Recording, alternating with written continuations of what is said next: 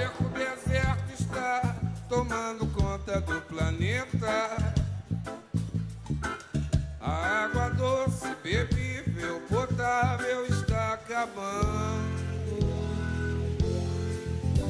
Poluição, devastação, queimadas,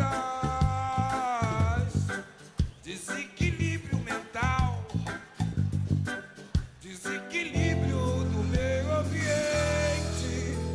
Segundo as previsões dos cientistas, de padres, de pastores e budistas, de ciganos, pais de santos, Hare Krishnas, o tempo vai secar e o sol vai carcomer, e água pra beber não vai ter, água pra lavar não vai dar, água pra benzer e água pra não dar nada, água pra beber não vai ter, água pra lavar não vai dar, água pra encher, água pra sofrer.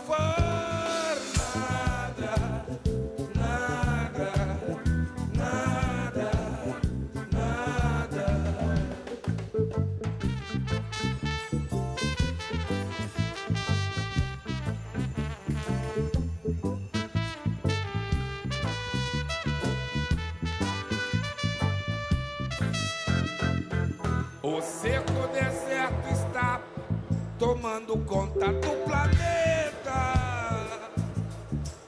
A água doce, bebível, potável está acabando.